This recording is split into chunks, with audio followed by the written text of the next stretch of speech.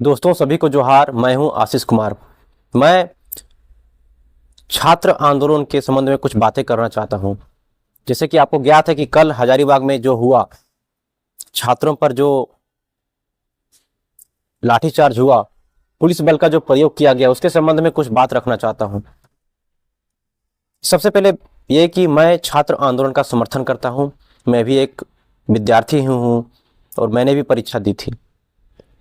और इस सीजीएल का जो रिजल्ट जारी किया गया है जेएसएससी के माध्यम से, और जिस तरीके को उन्होंने अपनाया है, वो तरीका बहुत ही गैरकानूनी ही, बहुत ही अन्यायपूर्ण कहा जा सकता है। क्योंकि जेएसएससी ने सीजीएल के लिए कट ऑफ मार्क्स जारी नहीं किया और ये एक बहुत ही गैरकानूनी कदम था जेएसएससी की तरफ से। दूसरी ओर कि हमारे जो विद्यार्थी थे, हम लोगों ने करीब 3 लाख विद्यार्थी जेएसएससी एग्जाम का परीक्षा दिए थे और 21 तारीख को लगभग 1.5 लाख विद्यार्थी शामिल हुए थे और 22 तारीख को लगभग 1.5 लाख विद्यार्थी शामिल हुए थे। और 21 जो रिजल्ट हुआ है जारी, उनमें से मात्र 84 लोगों का चयन हुआ है 21 तारीख में परीक्षा देने वालों को, और 22 तारीख में जो 1.5 लाख विद्यार्थी दिए थे उनमें जो चयन हुआ वो 2176 है।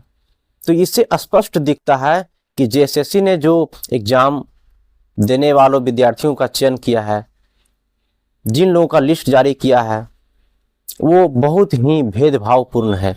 21 तारीख को 1.5 लाख विद्यार्थी दिए थे परीक्षा और 84 लोग चयन हुआ है उन लोगों 84 लोगों का। इससे क्या साबित होता है? क्या 21 तारीख के जो परीक्षा दिए थे उनमें सब बोका थे, मूर्ख थे लोग? 22 तारीख का जो रिजल्ट हुआ उसमें 2176 है। मैं इन चीजों को दोहरा इसलिए रहा हूं कि आपको यह समझना पड़ेगा कि जेएसएससी ने किस हद तक बेईमानी की है। यदि बेईमानी की है तो जांच से पीछे क्यों हट रहे हैं आप लोग? नहीं हटना चाहिए। सरकार भी पीछे हट रही है। सरकार तो लाठी चार्ज करती है विरोध करने के ऊपर से केस भी करती है ताकि विद्यार्थी डर जाए। भाई घोषणा कर दीजिए ना कि झारखंड के विद्यार्थी झारखंड में नौकरी नहीं ले सकते हैं, झारखंड में सरकारी नौकरी नहीं देंगे उनको। घोषणा कर दीजिए, नियम बना दीजिए, और यदि लेना ही है तो पारदर्शी तरीके से लीजिए। जब से एग्जाम हुआ तब से विद्यार्थी हल्ला कर रहे हैं, बता रहे हैं कि भाई घोटाला हुआ है, एग्जाम को रद्द होना चाहिए, पेपर लीक हुआ है, सीटें बेची गई है। इन सब आरोप जो चल रहे हैं, इन सब आरोप जो विद्यार्थी लगा रहे हैं सरकार के ऊपर, उन आरोपों की जांच होनी चाहिए और इससे इनकार भी नहीं किया जा सकता है कि सीटें नहीं बेची गई है। तो इन आरोपों का सरकार जांच करे और साबित करे कि जेएसएससी सावधानी पूर्वक और पारदर्शी तरीके से परीक्षा ली है और रिजल्ट जारी किया गया है, तब विद्यार्थी संतुष्ट होंगे। अन्यथा आप लाठीचार्ज करेंगे, उनके ऊपर केस करेंगे, उनके ऊपर मुकदमा करेंगे, उनका पैर तोड़ेंगे, उनका हाथ तोड़ेंगे, उनके सिर पर लाठी से मारेंगे। क्या लोकतांत्रिक प्रक्रिया है? इसका मतलब यह होता है ना कि आप झारखंडी हितों का ध्यान नहीं रखते हैं। बाहरियों को नौकरी मिल रहा है, कैसे मिल रहा है? क्योंकि आपने नियोजन नीति, स्थानीय नीति बनाई नहीं है। अच्छी नीतियों के अभाव में हमारे जो अधिकार हैं वो लूटे जा रहे हैं। अच्छी नीतियों के अभाव में बाहरियों को नौकरी दी जा रही है जो कि हमारे अधिकार है।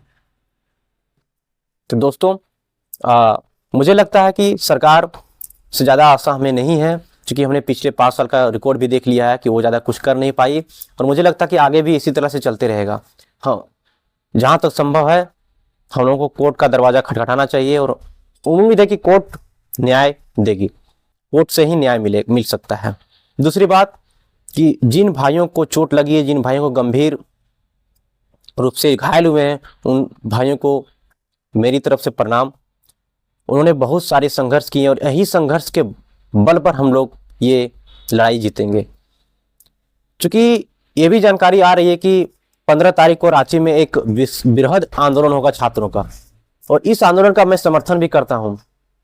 और हम लोग समर्थन के साथ साथ इस बात का ध्यान भी रखेंगे कि आंदोलन लोकतांत्रिक प्रक्रियाओं को पालन करते हुए होगा और कानून का पालन करते हुए हम लोग आंदोलन करेंगे।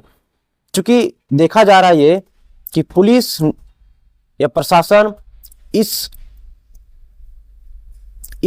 आशा में रहती है, हमेशा छोटा से छोटी गलती को भी हमारी देख रही है, तो उनको मौका नहीं देना है।